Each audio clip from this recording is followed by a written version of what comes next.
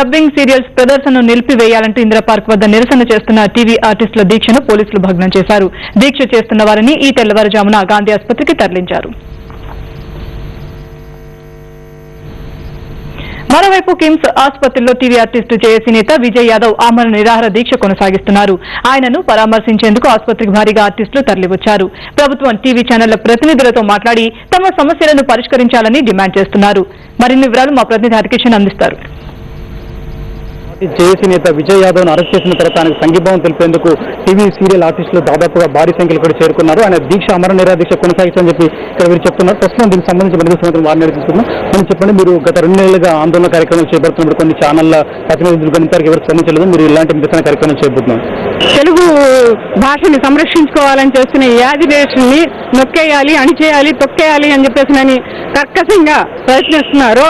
మాతో పాటు నిలబడి మీరందరూ దయచేసి మమ్మల్ని సమర్థించి మా వెన్నంటి ఉండి మీరందరూ మాకు ప్రోత్సాహం తెలియజేయాలని చెప్పేసి నేను విజ్ఞప్తి చేసుకుంటున్నామండి.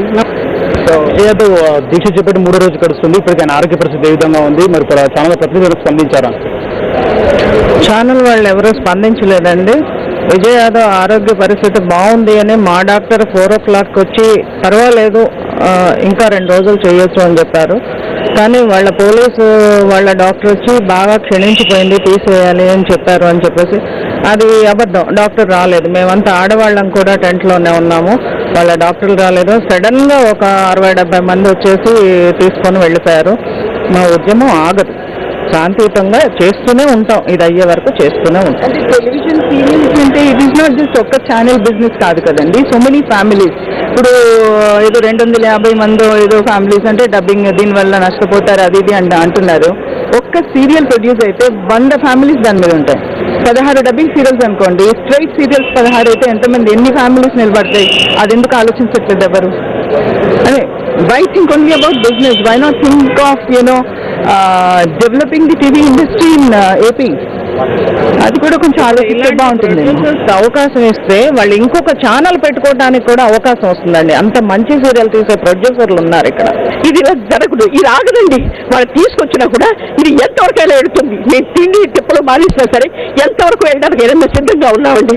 అదే మేము చెప్పదలుచుకున్నది. మనం మీరు చెప్పండి, ఇప్పటివరకు అన్ని రకాల ఆందోళన, వివిధ రకాల ఆందోళన చేస్తారు. ఇంకా ఏం చేయాలనుకుంటారు? ఇంకా ప్రభుత్వం ఎలా దిగొస్తుంది అంటారు? అంటే ఛానల్ ప్రతినిధులు కూడా ఎలా ఉంటారు?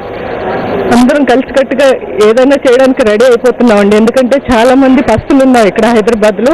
అది చాలా మందికి బయటికి తెలియట్లేదు. చెప్పుకోలేని పరిస్థితుల్లో చాలా మంది సీనియర్ ఆర్టిస్టులు అందరూ మూలన కూర్చుని ఉన్నాము. కాబట్టి అందరూ దయచేసి అందరు సహకారం ఎప్పుడు మాకు ఉండాలని, బయట ప్రజలే కాకుండా అందరూ కూడా అన్ని ఫీల్డ్ వాళ్ళు మమ్మల్ని సహకరించాలని.